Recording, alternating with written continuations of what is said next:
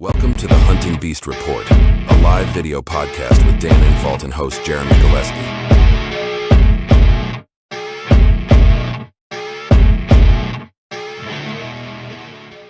Today's podcast is brought to you by Stealth Outdoors. The off-season's a great time to rehab your gear, so head on over to Stealth Outdoors at www.stealthoutdoors.com to pick up some climbing stick wraps, cam buckle covers, platform cable wraps, or stealth strip rolls for all of your miscellaneous silencing needs. Today's show is also made possible by Hunting Beast Gear, innovators in mobile hunting gear and the designers of the Beast Sticks and Beast Stand. Check out the latest products at www.huntingbeastgear.com. And now, on to the podcast. All right, today we're live with Dan Infalt and special guest Scott Buckley. Scott, how you doing tonight? Good. How's it going, guys? Hey, Scott. It's going good. Hey, Dan. How's it going? We had a little trouble logging in, but we finally got her. How's the weather down there? Oh, it was beautiful today. It got up to 71 degrees. We got done with one job. We drove to another, probably half hour north. In that time, it dropped from 71 to, I think, 58. And then by the time we got home, it was 32 degrees, and now it's probably colder than that now. We're probably, I think it's supposed to get down to 13 tonight from 71 degrees. It'd have been a heck of a night to be out in a tree stand, that, and tomorrow. With it, This is a huge cold front, but. Yeah, we got a big storm blowing in here. They're talking about tornadoes and all kinds of stuff. It was about 70 here, too. I don't know how hot it was, but I was out at lunchtime looking for shed antlers, and it was pretty warm.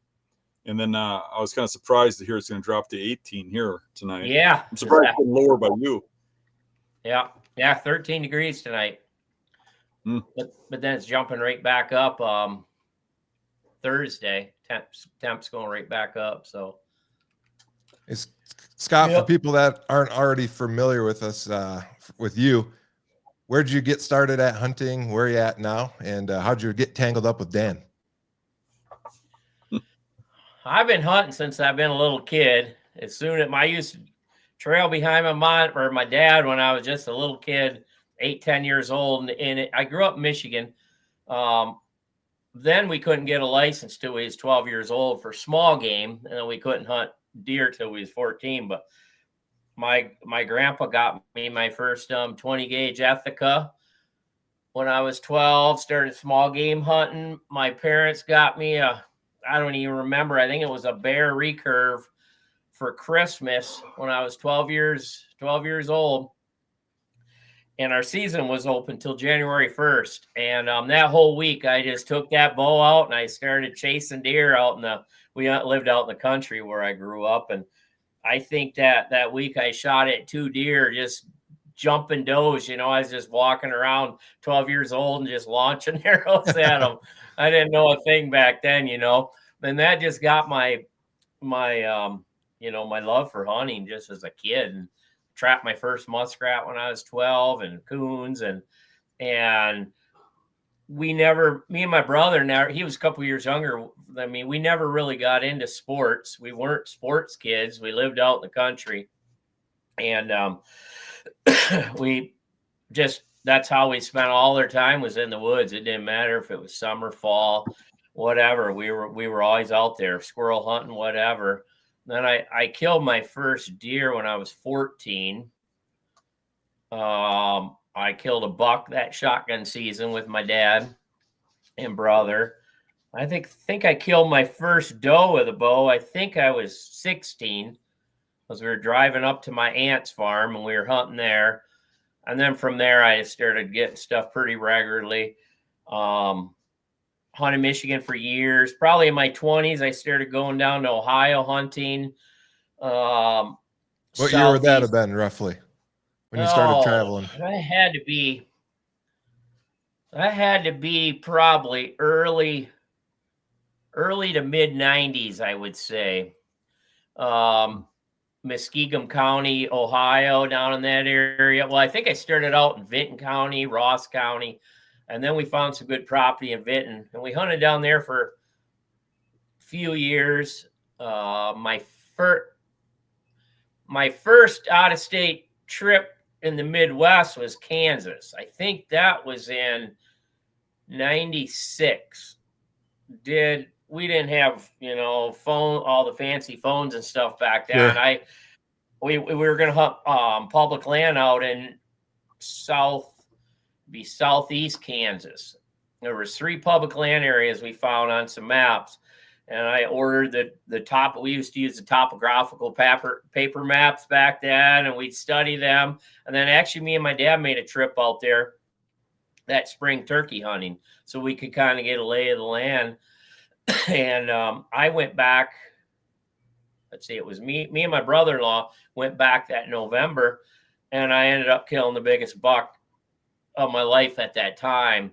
It was a 6x6. It scored 148. And that kind of got me hooked on the, traveling for hunting. I went to Ohio, but that was kind of like going up north Michigan. It was close. And Sure. Going to the Midwest, that was cool, And so from there, I think we started applying for Iowa. I went out there once or twice before I moved here. Hunted in Nebraska. I never shot a whitetail. The one year we were going out there whitetail hunting was one of the worst EHD outbreaks ever in the state of Nebraska. I couldn't even remember the year. I bet you it was 12 or 13, maybe. The same period when Iowa got hit hard. And yeah, it was 2012. That's a terrible year. Yeah, I did kill a big mule deer out there. We went out black powder hunting. That wasn't on public. That was on a big cattle ranch like thing. And I shot a really good mule deer out there. The one over your shoulder there? Yeah, yep, that's the one. Yeah, that's a real nice buck. Yep. Yeah, I got him in the sand hills in Nebraska there. Muzzleload season, late season. And just curious. I'm from Michigan also. Where'd you grow up? Oh, yeah, okay. Yeah. Yep. Now, what did you ask? Where'd you grow up, or what county? What part of the state? I grew up in the Port Huron area, St. Clair County, or in Sanilac County. Yeah. Yep, up in the Thumb. Yep, that's where I grew up. We had a lot of deer, but it was, if you shot a 2-year-old buck, it was a trophy, especially back in them days. They're starting to get a little bit of age in there. I got friends seeing some 3-year-old bucks here and there, but it gets pressured heavy. One year, me and I think my brother-in-law that time too, actually Ontario, we were on a whim and we said, let's go hunting Ontario bow hunting.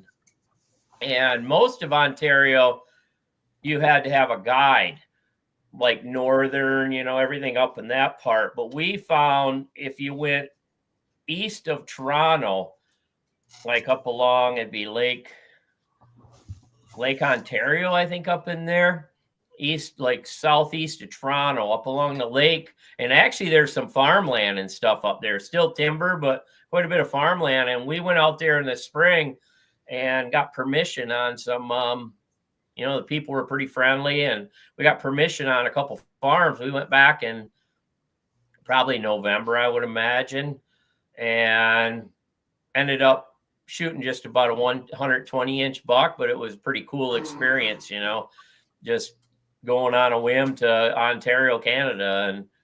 And where else let's talk about, yeah, we're going to get into that. I got some more questions for you about travel hunting, but Dan actually traveled to Iowa this year. And for people that don't know, that's where you're calling home these days. So I'd be curious to know, I guess you and Dan can talk, what were the logistics like? What would Dan learn while he was there? What'd you teach Dan? That was a pretty fun hunt for me.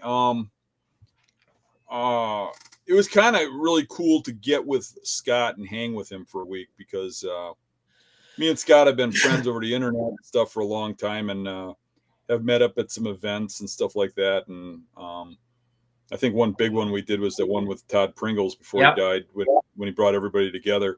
That was a really cool event. Yeah, it was. but so getting down and meeting your son Cody and hunting down there was fun. And I think the best thing for me was the fact that I'm used to going on hunts like that when I go alone, and I'm just living out of a motel eating crackers and stuff. And Scott rolled out the red carpet for me. He let me stay at his cabin, and more so than that, every time I'd have an issue or something, he would just quit what he was doing and come help me. Even if it's sacrificed his hunting and sacrificed his work and all kinds of stuff. And I actually felt bad about it, but he just kept saying, "That's what I live for, man." That's what I live. That's what I just say. I was going to say that before you said that. That's what I live for, just hunting and helping my friends. That's what it's all about. I was having a little bit of struggling there. The first trip I took down there, because I took 2, I was going to stay for an extended period of time. And Scott gave me some tips on an area he thought would be good. And I got in there and I went down and I got in a little deeper than where he was talking, but I got down to some bottom stuff. And there was some really good sign on there. And he seems to, I think you have had some run-ins with some really big bucks over there or something, is what you told me. You shot a few over there or something. But I got down there and I had an absolute monster come in and well over 170. I mean, it was just a pig. That's that first one. And yeah, and I screwed up the shot and I hit it bad. I mean, it wasn't even 10 yards or 15 yards. And it just blew my confidence and everything out of the water. And I ended up going home early. But everything that happened to me down there, you helped me with, that was a real struggle for me. But then when I went home, and what helped me was when I got home, I sat and pouted for a day or so. And then I just went out hunting, and then I shot that 170 here. And that kind of gave me more confidence again. So I came back, but that was a fun hunt. Scott didn't hunt very much. I mean, you were having some problems with work, or? Yeah, my son-in-law, he's my head worker at work. He's my mule. Me getting older, I just can't run around anymore. And I mean, I still work every day, but he's my guy. Gets up on the ladders, picks, and he ended up rupturing his appendix and was hospitalized for 6 days. I think it was right around the first week of October or second week of October, right? That prime time. And I had to take over his position. I mean, usually the 3 of us, my son works for me, we'll work together, and I can get some time off usually pretty good. But with him being gone, we were buried. We had jobs we had to get done. And I just took some long weekends, and I felt bad because I wanted to hang out with Dan for the whole time. But, I just had to work, because he was off. He was gone off for 3 weeks. I think he came back probably around the last week of October. I think maybe November, something like that. So I finally got to do a little hunting, but yeah, that's some pretty serious stuff. I mean, you get sepsis from that and all kinds of stuff. Yeah, that's what he had some tubes in him. He had tubes in him draining the infection, and yeah. But yeah, you talked about. Tell everybody that's listening what you do for a living. Actually, I'm a siding contractor. I've had a siding business for 30 years now. I think in 1993 is when I started it up in Michigan. Moved here in 2009, Iowa. Brought my business here, and actually it blew up here.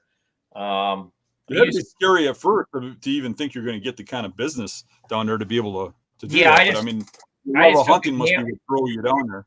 Yeah, I just took a gamble when I came down. I came out, and before I moved out, talked to a lot of builders, went to a couple builder shows, and had a resume made up, and all my references, and open a computer, website for my business. Never did that. And one of the builders called me and said, "Hey, we got 20 houses for you to do. Come on down." And I packed up, left the girlfriend home with the kids, and I was gone within 4 days. And I commuted back and forth to Michigan probably the first year or so. Then we ended up moving down here. But I was going to say that had to be a bit of a scary time too, given what was going on in the economy then, right? Because that was right after the big housing crash and everything. Are you guys still there? Yeah, you did not hear that? No, I didn't. I lost Jeremy. I just got you on the screen. Oh, he asked you about it being scary because you had the housing crash right around the same time you moved down there. That's why I came out here pretty much. All the builders I was working for in Michigan, because we got hit hard in Michigan. They were all disappearing, moving out of state, shutting down. So I knew Iowa had the major floods in 2008. So, I mean, in the area that I moved, there was like 5,000 houses and businesses destroyed. So I knew I could find work. And that was one of the reasons that brought me out here. But actually, the building economy was pretty strong. So I ended up, I kept working for the builders pretty much. That was always my bread and butter, working for builders. So that's kind of where I'm at now. But yeah, it's been good. It's way better in the area I live in than what I ever did in Michigan. I mean, it's a whole different world. It had to be crazy for you when you went down there and hunted. I mean, because even me coming from Wisconsin, I mean, people think because of the deer I kill that I'm in some God's country or whatever, but I got to work for everything I kill. I've never seen nothing like that. I've seen more deer in a week and a half of hunting down by you on public. Yeah.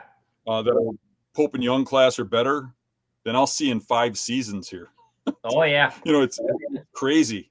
I mean, I saw at least one Pope and Young every day.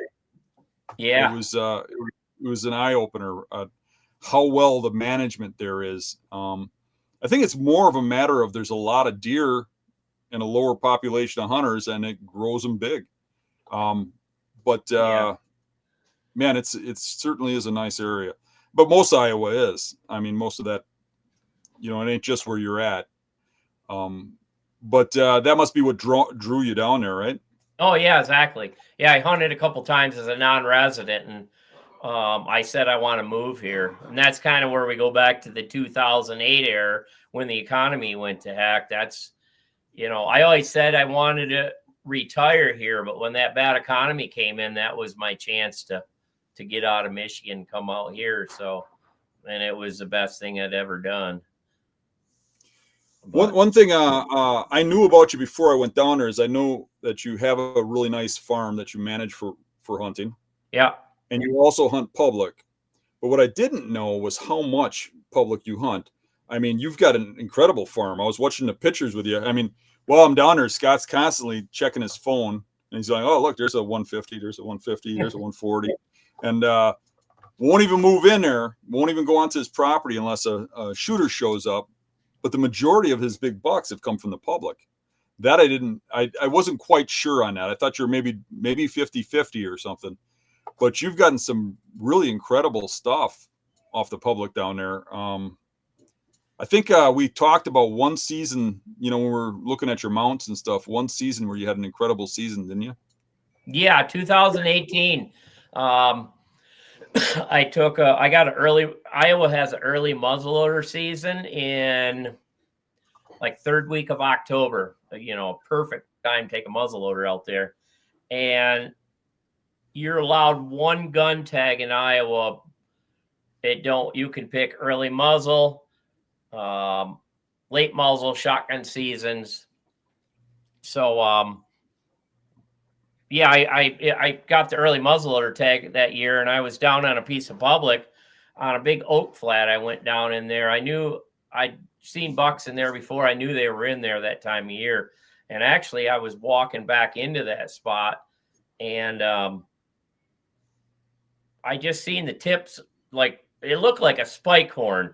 He come up, he kind of got up out of a bed, and he went down this little depression in this water. And I just stopped. I'm like, what was that? And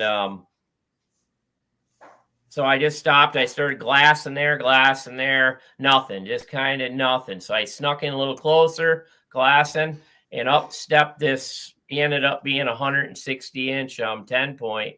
He stood up and he came out of that water, and I put the muzzleloader on him, and I shot him at probably 60 yards. He run off. I wasn't sure of the shot, He kind of just a little indication of a shot, but I wasn't sure. So it was late, an hour, half hour before dark. So I backed out, went the next morning, and I found him, within 60 yards, just a beautiful deer. So that was my first buck. And then, is that the one that's got those really big brows on? No, that's the next one I'm gonna talk about that I got with the bow. There was 3 of them there in the corner of the kitchen. It was the one on the left hand side, just a tall, nice, heavy rack. Yeah. Or right hand side. I mean, the right hand side. There was 3 of them there. But yeah, that bow one, I was after, no exaggeration, a 230-inch buck that season. We had pictures of him. I had some of my good friends that were scorers. They estimated his age. We had video of him out in the fields. I was after that buck. I had some pictures of him back in a piece of public land.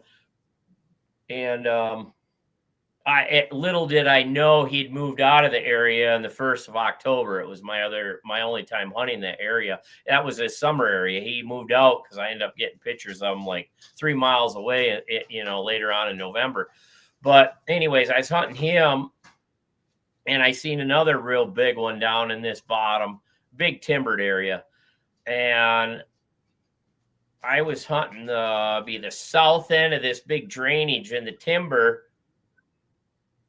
Or wait, the first time I seen him, I was on the south end, and I seen him come out of the north end, and he come down, but he was on the other side of the creek. He was too far. So the next morning I set up on the north side, kind of where I seen him come down, and it was probably noontime, and wasn't seeing too much, some little bucks. I did a little rattling sequence, and all of a sudden I had 3 bucks start coming down the hill, and one of them was him, and the one I ended up shooting. He came to about 43 yards. He had a great big old buck. And he had actually, after I got him, he had like 10.5-inch brows. But anyways, they were getting skittish because one got in downwind of me. Yeah. One got downwind of me and winded me. And so the bigger one up on the hill, he got within 43 yards. He was in some briars. I took a shot and I missed him. I said, oh, shit, man, he's gone. And they ran back up the hill, back into private.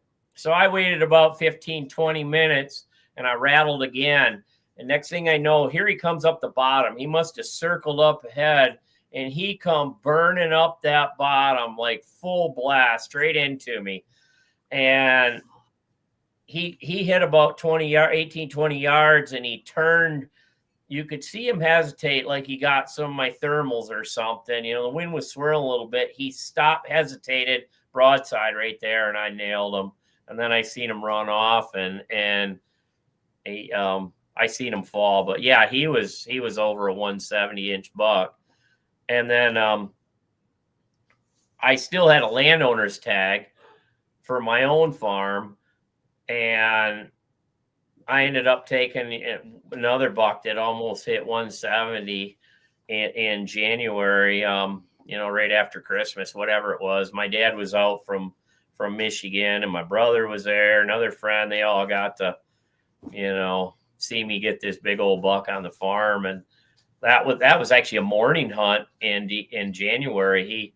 I don't like hunting too much in the morning, but I set up maybe a couple 100 yards away from a food source because I knew they were feeding this food source, but I didn't want to spook them out of there. Well, we had pretty good winds for cover that morning, so I snuck into a blind. And then it was 8:30. They started filtering off that food source, going back into bedding, and I was waiting for them. And that was another 10-point, real heavy old buck. So, yeah, that was kind of the best year I've ever had.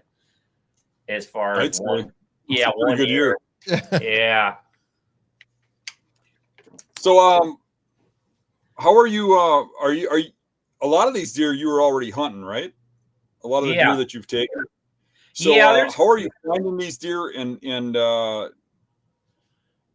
targeting them to where they live? And Could you say that again? How are you finding these deer? How are you getting on them? You're when you're hunting these deer that you already know about. You find a deer, you hunt them down.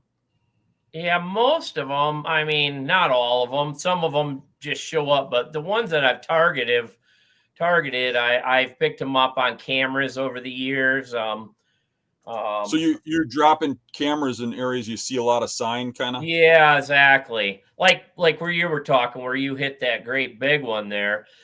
That buck was actually the one that that you guys used for the on Facebook. You dropped the picture of the buck I shot. That was a buck I shot up there on that point. That finger came down right above where you were hunting. But yeah, that buck. Well, Scott, not to give away I all had the pictures secrets. of them in there the year before.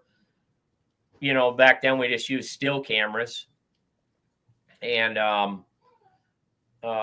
had pictures of them in there. Kind of followed them. Went back in there shed hunting, and I ended up finding one of his sheds back in there, and so that got me pumped up that he made it.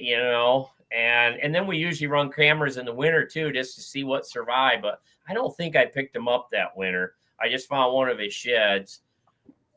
And I knew he kind of, he was in that area where you hit that great big 170s down in there. And so, yeah, I sat up, and that was actually a morning hunt, October 3rd, I think it was. I went in there in the morning, and it was a cold morning, so I don't hunt too many mornings in October, but it was it was below average temperatures. Like, I think it got down 26, 27 that night. So I went up that creek bed, tried to stay in the sand and water, because I knew I was going to be walking by the finger where they walked up from the crop fields, and I kind of circled that point. And I came in on the, it'd be the east side. I got on the east side of that point, 8:30 in the morning, that 10 point that I ended up shooting there. He come walking up that point and, eating acorns as he was coming up. They're bedding up in them, in them hills there. And I shot it, I think 25 yards, heard him fall. I didn't see him, but yeah, a lot of them. I'll pick them up on cameras, or that's how I find most of them that I kind of target, I guess, is on cameras. And, and then read sign, of course, like this time of year where, if I know them big ones are in there, I'm in there constantly scouting and, trying to pick up their scrapes, rubs,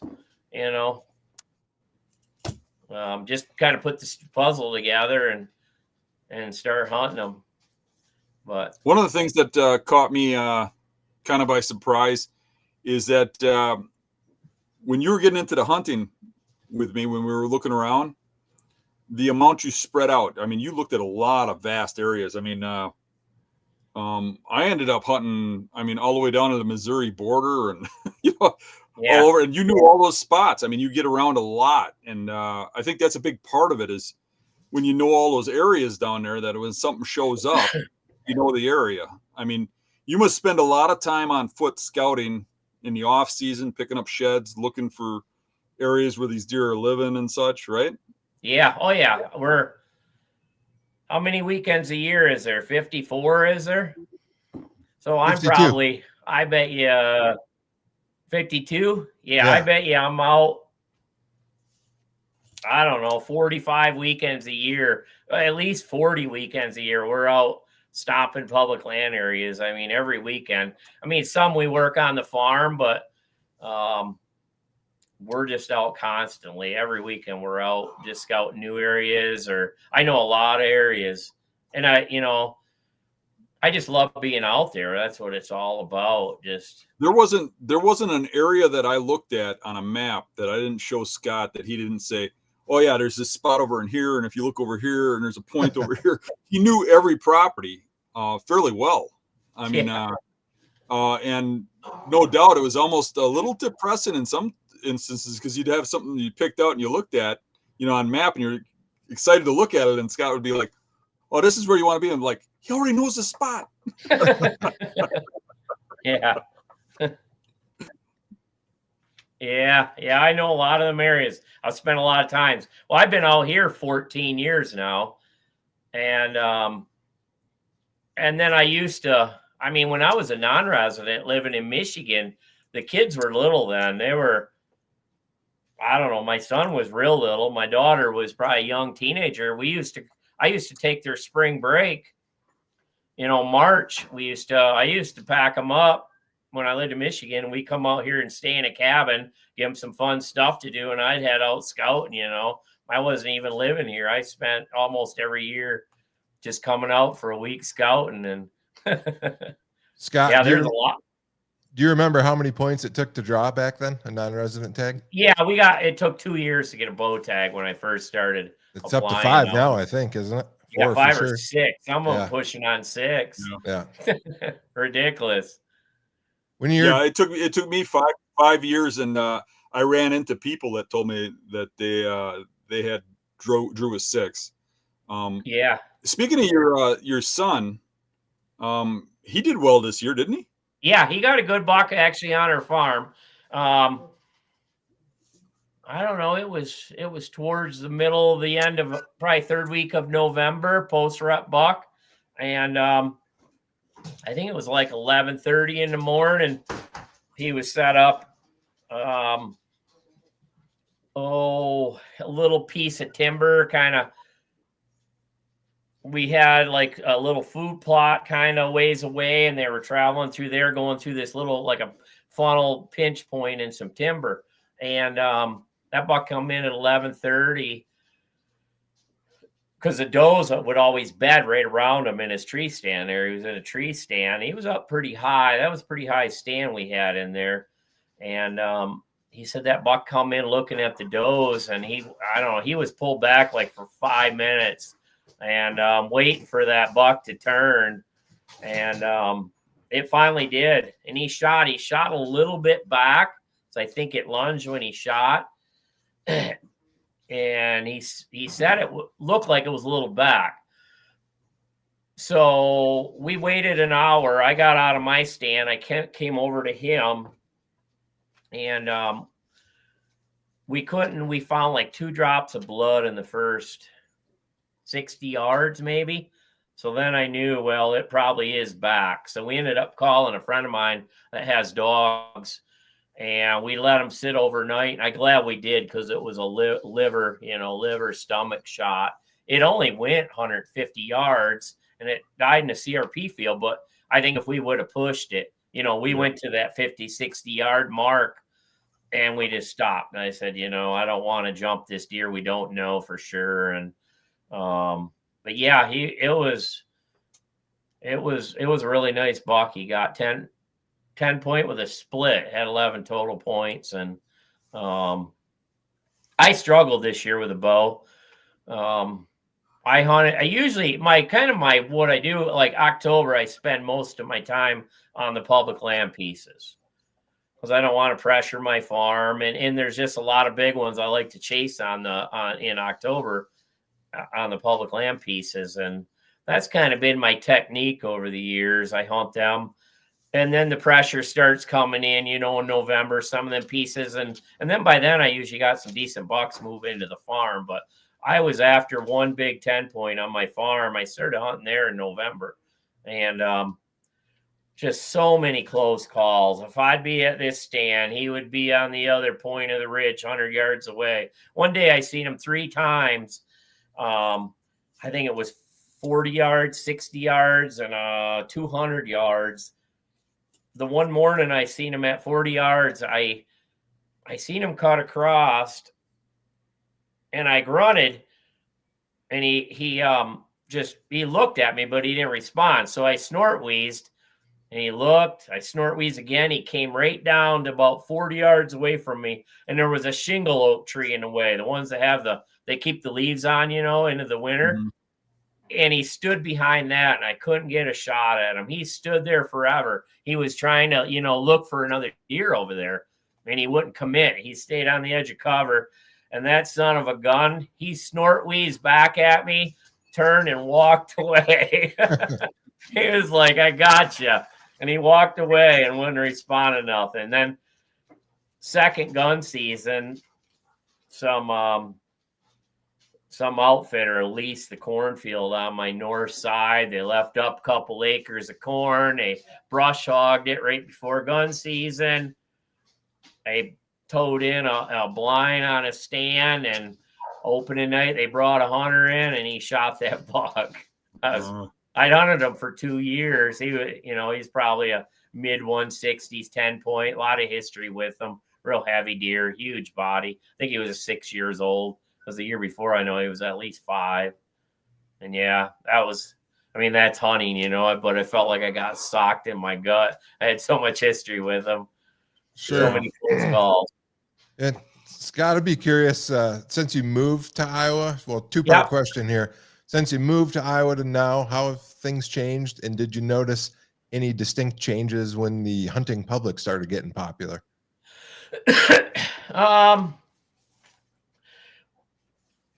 When I came out, there was a lot more big deer on public lands. And I know I'm good friends with all the hunting public guys, real good friends with them. But there is kind of a little more pressure on the public lands now, but I really don't. I've never been one. I think it's a combination of factors. It just ain't the YouTube channels maybe that area they hunt might be a little more pressure because people know they hunt there maybe. But overall, people are complaining about all the public lands, more pressure in Iowa. We've had three major outbreaks EHD. It seems like 2012, we got hammered. And the deer were just starting to recover. And we got hammered again in 2018. A bunch of deer. So they're just starting to get your age class back, and then it wipes out a bunch more. And then we got hit again this year, right when our age class was coming back. So we keep getting these bouts of EHD. That's one factor. Well, I got a factor too for you. That I got people that tell me all the time in Wisconsin here that I'm drawing too many people to the area. Well, they make a point. But when you look at Iowa only gives so many tags away. Exactly. There's only so many people that come, and they come whether or not the hunt public's there or they're not. Yeah, and we've had the same tags issued since I came here 14 years ago. I think it's 6,000 non-resident tags. They keep pushing to have more tags, but they've allowed the same amount. So there's no more non-residents coming today as there was 14 years ago. Now, with the price of outfitters have went sky high, some of them people that used to go with outfitters are now public. And a big thing is so much land is getting leased these days. All their private land's being gobbled right up. So you got, people still want to hunt, so they go to the public land. I think all like public or hunting public guys, Dan, they've made awareness, public land's good to hunt, but it's not, them particularly why it's so much more pressure. It's just, a combination. EHD's cut the bucks down, and, people are going to public land because they're losing access to private. And because, we've had the same amount of non-residents. So one thing that I saw was, I wouldn't say it was overpressured, but there was a good amount of pressure when I was there, but it was a different kind of pressure. There was nobody that was pressuring that looking to shoot a 130-inch buck, put it on their wall. Yeah. The kind of people that were there were holding out for bigger bucks, which were creating bigger bucks. I even if somebody settled, they're settling for 130 class, which was at least getting it up to that age class before they get bigger. And because of that, even with the pressure, there was a lot of good bucks running around. Oh, yeah. Yeah, there always is. Well, another quick story. What about that guy on the bicycle you seen? I'd like to hear that one. The guy on the bicycle. Oh, with a muzzle loader? Yeah. It was muzzle loader season, and I was going on this in a big dried up lake, and there's tracks all over out there. And I get there and I park and going out there, and there's one car there, but I'm not going to worry about one car because it was thousands of acres. So I start going out there and I go around the corner and here comes this guy in orange on a bicycle with a muzzle loader on his handlebars, driving around looking for a deer, like zooming around corners to look for one quick. That was great. Yeah, it was. It was. He was a weird cat too, because he come flying up to me and he's like, I saw your tracks. I didn't really go into where you were at, which, you know, there's people tracks don't necessarily mean they were mine. Yeah. But, yeah, he was a weird cat. We'll have to do an episode on that tactic, Dan. Yeah. Yeah. But yeah, I'm good friends with them, Aaron and them. They're good guys. Me and Aaron even hunted together once in the one spot we were after. I had pictures of First, I found this buck sheds, the ones with the big drop tines, Dan. He had the sheds I had. He had the big drop tines and just a massive rack. I'd found these antlers one spring, and I sent a picture to Aaron of the antlers, I think, that I found. And well, anyways, the following year, I placed cameras back in this area, and I'd never hunted it before, but I found the antlers. So I thought, well, I'll try to find him. Well, he started showing up on my camera, and he just had drops and points, and I mean, just stuff everywhere. His frame shrunk down a little, but he just had flyers and just heck of a rack. And I remember visiting Todd's place, and we were going to do some big show there. And you came in and you go, Dan, come on to my truck. Yeah, I think I brought him there. Yeah. And so I started sending pictures to Aaron Warburton and of the buck, you know, that following year. I think a couple in the summer. Well, anyways, it was like October, and I get a text from him. He goes, I think we seen that buck today on an observation set. And he sent me like a video clip of it. And I said, wow, that's him. I said, you found my buck. He goes, well, we're going to go in there and hunt this, you know, this week. Do you mind? I said, well, hey, I'm hunting him right now with a muzzleloader, early muzzleload season. I said, how about, you know, you want to tag team him? He told me where it was. And he said, yeah, that sounds like a plan. So he came in a kayak one way, and I came across the swamp the other way, kind of, you know, for the wind. And if that buck kind of come out and went back east to be in front of them, if it went straight out, I would have got a shot. But he never came out that night, and I never ended up getting him. I seen him the day after. I had close calls with him too, just could never get close enough. But I seen him the day after season, after all the season shut down. I seen him out in the swamp, put some cameras out, started getting pictures of him. And then I was checking my cameras every weekend when I went down to see if he shed. And the day, because he was just coming through, I knew it was him. He'd follow the same bed in the same area. You know, this is like February, March. And all of a sudden, one weekend I went and their buck came in without any horns, you know. I just seen his pedestals. And I called a buddy and we just started searching for his sheds. I think we shed on it for probably 6 hours. And I finally found one. I found one side. And then we didn't find the other side. A year and a half later, I get a call from probably Aaron again, or I don't know, Ted from the hunting public. Anyways, Ted's the one that found it. They were turkey hunting back in that spot, and they found the other side down in a little ravine, kind of half buried in mud. So that was a pretty cool story there. But whatever happened with that buck? I had pictures of him all summer. That year, I knew where he summer bedded, you know, where he shed. I had so much, you know, for a year there, just every detail. And the next year, I put cameras all through there and nothing. I couldn't pick up anything. It's like he moved on, or it was like kind of by a highway. He could have got hit. There was so many of those real giants that I've been onto over the years. Yeah, disappear. Yeah, that's what he did. Never hear about them again. Nobody ever finds the skull or anything, and they just go away. And I always wonder what the heck happened. A hunter didn't get them because they'd surface. Oh yeah, they were so huge you'd hear about it. There was a little bit of EHD that summer, and there was a lot of watery areas there, so he could went out in the water and sank down in the muck. It's hard to say, but Hey, do you know a Rick Buckley by chance? yeah, it's my brother. He says, ask Scott to tell the story of his niece shooting the buck he called Lucky. Oh, Lucky. Okay. Yeah. Sure about Lucky. Yeah, that's my niece. She's what is she?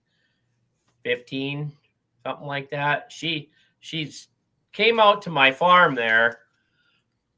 Oh, I think she's been out 3 times. She started hunting maybe when she was like 10, 11 years old. My brother they live in Michigan, so she had to get a non-resident. Then they'd hunt late season. The first year she hit one, just a little bit of blood, never found it. Just average clap, maybe 200-inch, 120-inch buck, never found it. She got draw the next year. She missed one.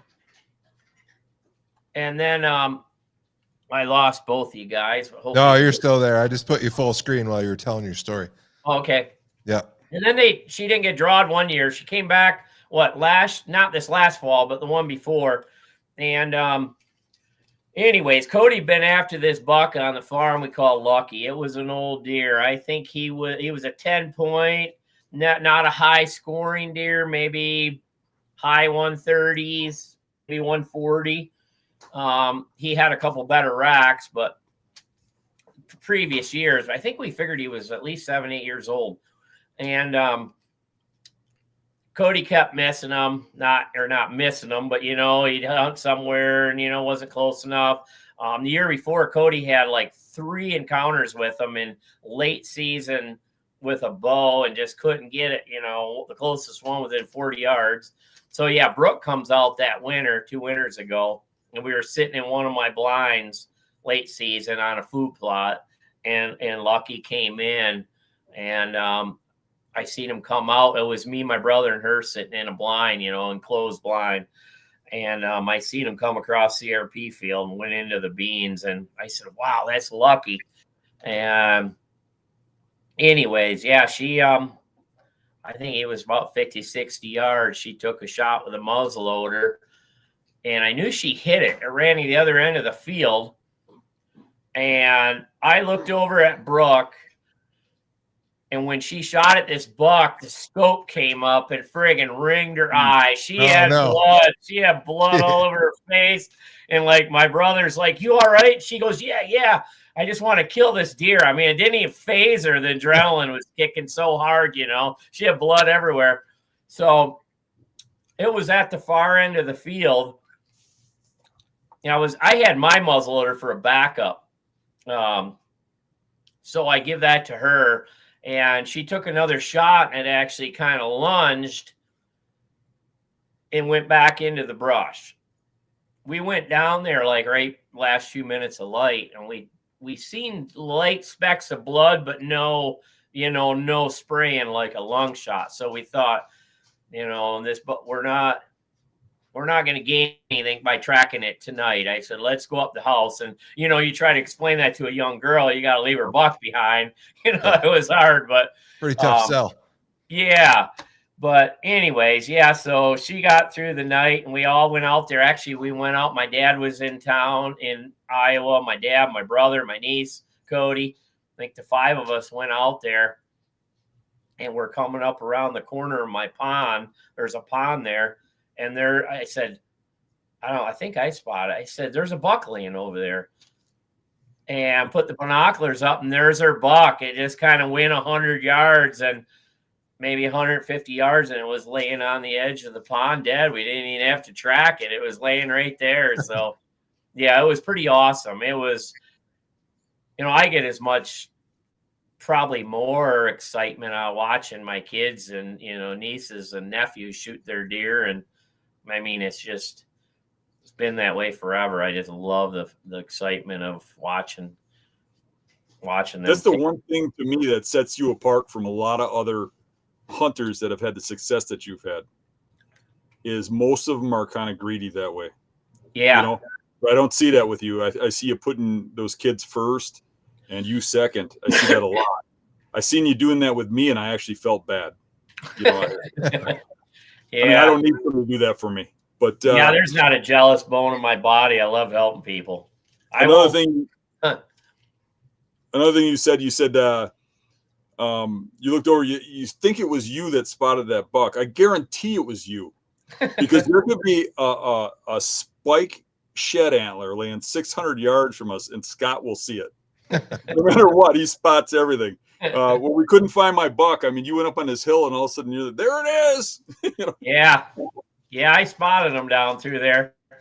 Yep. And then I came back. I was yelling for you. You came up, and I'm like, I didn't see it. And I'm like, I know I seen something down in there. And then we ended up walking down in and found it. But you were more excited than I was. You're yelling, Dan, over here. Yeah, I and get you're like, all right.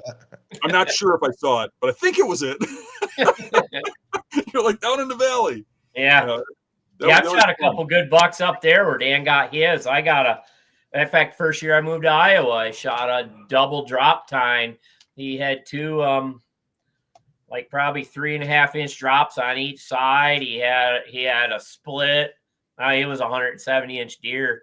You know, I shot right within a few feet of where Dan, or a few yards of where Dan was sitting, and I've shot 3 bucks up in that spot over there. Did you ever go after that big one I saw the day before that one? Up in that area? Oh, no. I never went back up in there. No, that was a dandy. That was probably a 170 class deer. Oh, yeah. I'm thinking we went. Oh, Cody went back up in there shotgun season. Yeah, I never went back bow hunting, but he went actually where we found Aaron's camera up in there, where we had Aaron's camera, where Cody went up and kind of sat there shotgun season and looked out over that whole swamp there. And he put in a whole day sit back in there. He didn't seen some does, but nothing big. But yeah, that was kind of funny because we were kind of in a remote area, pretty far back, and we come across that camera, and Scott goes, "That's the same kind of camera Aaron uses." I wouldn't doubt it if that's Aaron's. We're looking at the camera, my phone buzzes, and it's Aaron. Yeah. It's a picture of me. Yeah. Then you got picked up by the whitetail adrenaline guys too. Nowhere safe anymore. Scott, somebody in the chat wants to know, what's the story with the mountain lion? Where'd you get that guy at? I think that was 1996. We went on Idaho, way back in I think the River of No Return Wilderness area, I think it was called. It was a fly-in hunt. Oh, nice. I took a little like 3-seater airplane, and I tell you what, I hate them things. But yeah, we flew that back into a wilderness area. There's no vehicles allowed, of course, in the wilderness areas, but there was a little acreage back in there where, I don't know, 20, 30, 40, 50 acre piece that had a big lodge on it out in the middle of nowhere along the Salmon River, I think it was. And it was all run by, hydroelectric or whatever. You know, they make electric off of the water or whatever, however that works. Place was run off that. They had horses back there. They used to fly in like hay bales for the horses and alfalfa cubes. And well, anyways, so we flew into that, and then we took a pack of horses because if I did mountain lion, I just didn't want your traditional, drive around in a pickup truck, let the dogs go and go kill a cat out of a tree. I wanted to make a hunt out of it. So that's why we did the fly in. Then we took horsebacks every day. We kind of went into these remote trappers cabins. There was 2 of them that we visited. Like we packed for like a whole day, to get back into this one little cabin. And then we kind of hunted along the ways. And then they had these little boxes made up to put the hounds in. There was, I don't know, 5, 6, 7 hounds that they rode in the boxes alongside the horses and mules.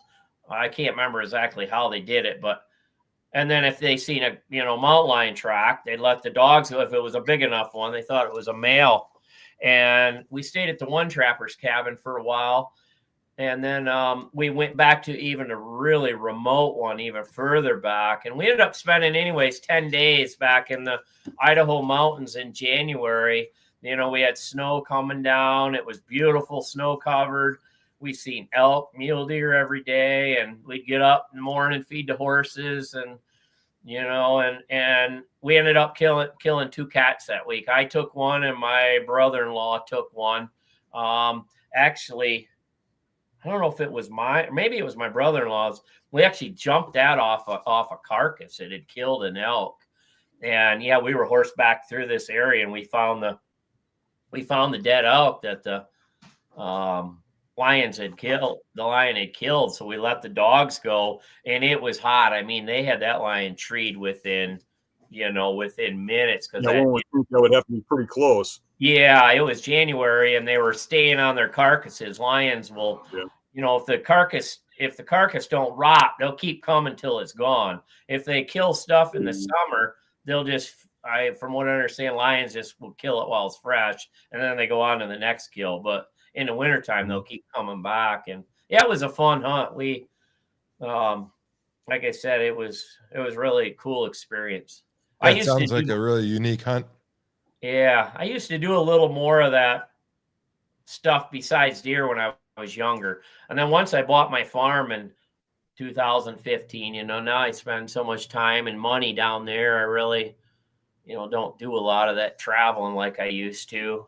But I've been got the hunt with some pretty well people.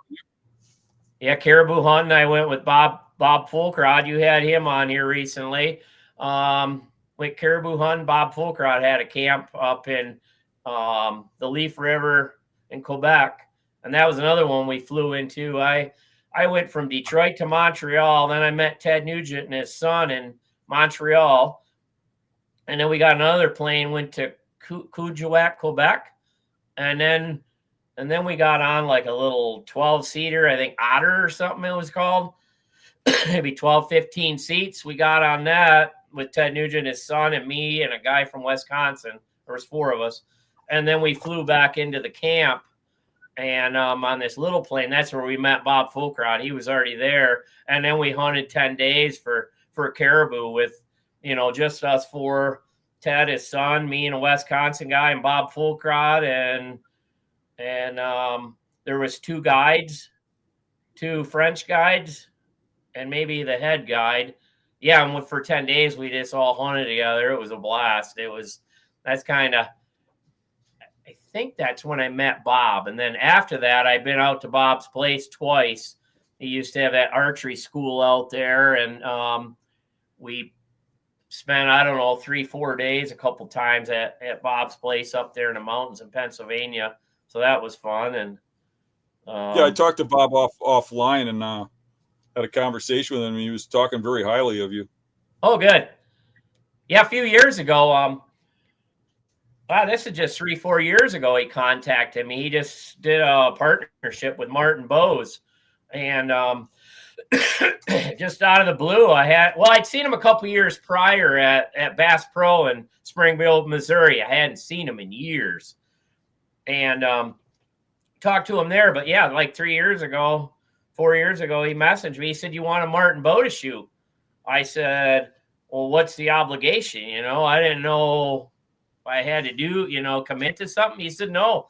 He goes, "I just have a few. I partnered with them, and do you just tell people about it, through your social media or whatever, and they sent me a top of the line Martin Bow. I sent, gave them my specifications, and, they sent me $1,000 bow, and I liked it. I used it the 1 year, and then Cody needed one. So that's actually what Cody uses now, is that Martin, and, that's what he killed that buck with this year. But, I thought that was pretty cool out of Bob. He could have gave that bow to anybody. Well, he probably had a few of them he might have gave out, but I felt really honored to, for him to do that. It was kind of neat because he was one of the few living legends who's really a good guy. I mean, a lot of guys in hunting nowadays aren't as good of people as the era that Bob came from. I mean, he's just a really all-around good guy. Yeah, you can't beat him. He's I listened to that podcast with you guys, and it was great. Brought back a lot of memories. Actually, I love his bear, the one where he took on the bear and got bit. And sounded like he was a wild man. Yeah, he was a wild man. I heard more stories about him than what he bit him 17 times had online.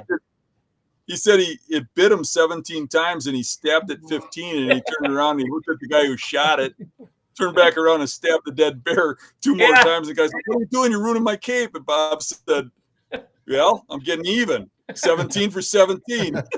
Yeah, exactly. Yep, I seen the scar in his leg too. He showed me the scar. He still had a scar in his leg there. You know, most of the time it's not the bear that kills you; it's the infection. He's lucky. He's really that's what he was worried about, the infection. Yeah, they had to pump him full of antibiotics. I think he was in the hospital. I think for a little bit, but the crap they got living in their teeth and stuff is nasty. Yeah, exactly. Hey, Scott, we got a question here from an audience member. It says, do you share any of your hunts on YouTube? And if you do, where could he find them at? No, I've never done any filming. The extent of it is, podcast. I have had a friend of mine in Iowa, really good friend of mine. He had a TV show for 8 seasons, Maximum Outdoors TV. He just shut it down last year.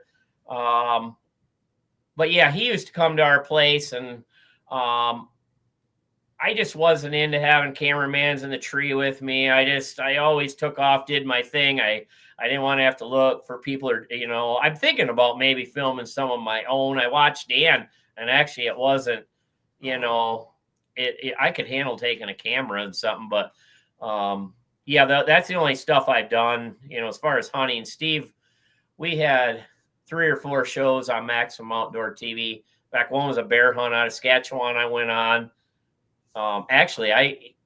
Steve couldn't make it up, so I filmed myself and Cody. He gave me the camera, told me what to do, and I put the camera up, and we put together a pretty good bear hunt. I was really rustic, but the way they edited it together and stuff, I had my kill shot on video, and Cody's kill shot on video, and then we did a couple of kids' deer hunts on my property, but and one of mine, but all guns. But yeah, I've never done. So yeah, you won't find much of me as far as archery hunting. I might do it someday. Because I seen kind of Dan just just a little camera and kind of sparked my interest a little bit. But yeah, they got the plug for the Beast Gear arm. There's a new camera arm out, lightweight arm, so easier than ever. Yeah, for sure. Scott, you mentioned EHD. We got another question that says there's a guy here that's going to draw Iowa this year. You heard about EHD. Do you know if any zones got hit harder than others, or what's your EHD report from this past year? This year, all across southern Iowa got hit pretty. I mean, it was the DNR said it was the 3rd worst year in history this year. 2012, 2012, 18 or 19, and then this year. But it wasn't. We found some deer while we were out there. I mean, I found some we were finding deer. Dan was finding them. I was finding them. We found quite a few. In fact, I found 2 bucks on my farm the other day. We did a quick drive through that bucks that I was missing, big ones that were dead. Yeah. But and then it kind of, even up the Mississippi, there was some pretty hot spots in there. If he wants to, they have a map. I don't know.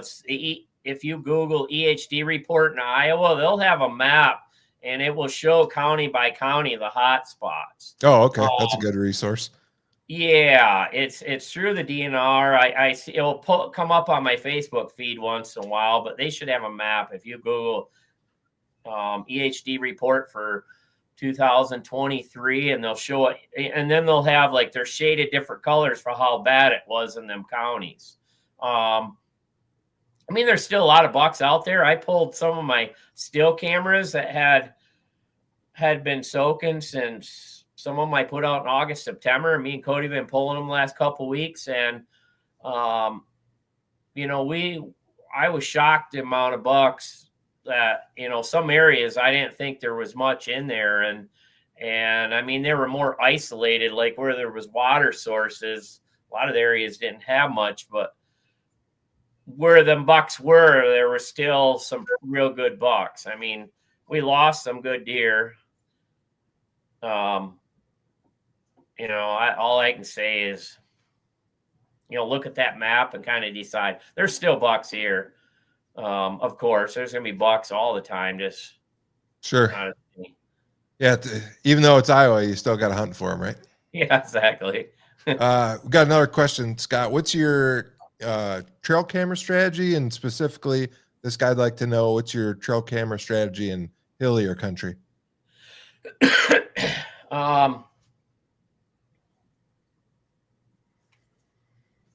I've always used a lot of cameras. Just kind of locate bucks. Kind of like, for instance, I just said we put cameras out in August, September, and a lot of these I never checked until now. I pull them now. I bet you 60% of my cameras are soaking. I never even check them. I'm looking at more data for the following year, just to see what bucks, you know, are in the area, see how they pattern through, and just to get to know the bucks, you know, get to know the deer, get to know their patterns, how they work in a certain area. So I let a lot of my cameras soak. I have been running a few more cell cams, and that did kind of bite me a little bit this year. Like everybody says, and Dan says, you know, I was relying on them cellular cameras, you know, spots I had them last year, like let's say up on a ridge. Cellular cameras, you kind of got to put them up high in them hilly countries. I had some scrapes last year that were just getting pounded by bucks. So I marked all their scrapes, put cellular cameras on them, and then they were all dead this year. Well, there was less acorns. A lot of them big forest areas were so dry this year. We were in a drought for months, and the vegetation was even dry in them forests. So the bucks kind of migrated out of them areas, and I went into that thing, you know, relying on that cell cam data, and it kind of bit me. So then when I pulled all these still cameras the other day, I seen the bucks are still there. But yeah, I don't know, scrapes. Like this time of year, we'll run some cameras just to see what made it, you know, what bucks made it. Mm-hmm. You know, I'll do that. So one thing I noticed when we were down there is that drought had pulled a lot of those deer down into the low country. Yeah. Probably for a couple of reasons. Looking for water, number one. Number two, that there was no water, nothing green up high because of the drought. Yeah. And that green stuff is what they get their water out of. So exactly. My whole idea of getting up in them ridges was bad. I figured that out real quick and get down low. Yep, that's the way it was this year. Them cameras, me and Cody been pulling them still cameras the last couple of weeks. That's where I was getting most of them. We're down low and in draws, and you know, through November period, because everything was dry up high. There was no water in the vegetation. It was just so dry. But so yeah, I don't know.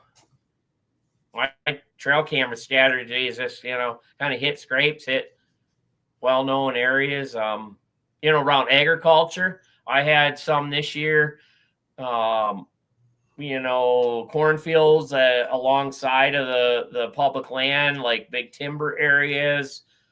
You know, I seen where creeks, you know, where the trails are crossing the creeks going into these croplands. I just put cameras on them. You can get a lot of, you know, late summer intel of what bucks are in the area. You know, give you a general idea, because all the bucks in the forest would be going down into the mag areas. So I think that's a pretty good plan. I think most people try to push their cameras too much as a hunting tool, and they push them right into their hunting areas and kind of push their deer out of there because they're hunting there too. Oh yeah, you can do that easy.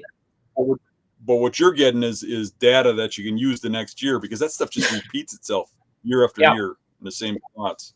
Yep. I mean, crop rotation, acorn, some of that stuff can, Be biannual, yeah. Yeah, but like rut sign, I mean, that stays pretty consistent, rut sign from year to year. I mean, that can change too, but they'll give you an idea, scrapes and. We got another question here. I'm going to interpret this question slightly different than ask. So it says, do you find scrapes to be a surefire kill spot more so than a dropping oak? And I'm going to interpret it to say, if you had your choice, dropping oak or scrape, and let's assume it's like late October, right, where both of those could be a good option. Which one are you going to pick?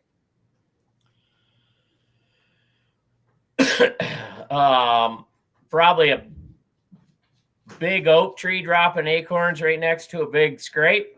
Yeah, have it all. That'd be the best option. But no, I love scrapes in late October, especially like this area I was just talking about. Like 2 years ago, there was acorns all up in that timber, so that's when my scrapes were getting hit hard, and I was hunting the scrapes. I had bucks coming into the scrapes because there was a lot of acorns, so the bucks were up in there. And then, they just kind of come by their scrapes, check them while they're up in there feeding. So that late October period, I prefer scrapes. I love scrapes in October. I don't think there's a lot more to it though than just a scrape or a oak tree. I mean, there's a lot of there's a lot of what ifs and factors that get involved in what you're choosing. Yeah, I don't think anybody's choosing a oak tree or a scrape. They're choosing an area. If you're successful, you or I, you're choosing an area because of your history with that area, because of what you know about bedding, because of what you know about the deer travel. The scrape and the acorns are probably just one little factor that help you decide. It's really, you can't put a one or the other thing on that. Yeah, you got to be pretty close to where they're bedding, and yep. All right, I think that was most of the questions. So, Dan, unless you got anything else, I want to say, Scott, really appreciate you coming on, sharing. You got some great hunting stories and some great knowledge about hunting in Iowa, and I like to hear about the transition from Michigan, being from Michigan myself. So, yeah. When you move, when are you going to move out here? Oh, I'm from Michigan, but I moved to Montana in 2019. Oh, so that's right. I was listening to a podcast. Yeah, I think, one of your first ones or something you were talking about going to Montana. That's right. Yep. You can't beat that. Well, I narrowed it down to Iowa or Montana, and it was Iowa for big bucks or Montana for variety, and I ended up picking variety. Are you hunting? Have you been hunting for big game animals out there now, or? Oh yeah, I've got 2 mule deer, 2 whitetails, 3 antelope, and that's awesome. And about 17 quivers full of arrows emptied at bulls, and I've yet to connect. That's been my Achilles heel so far. That's awesome. I did kill one elk. Went on an elk hunt. If you got a minute for one more little story, sure. I think it was around 2000.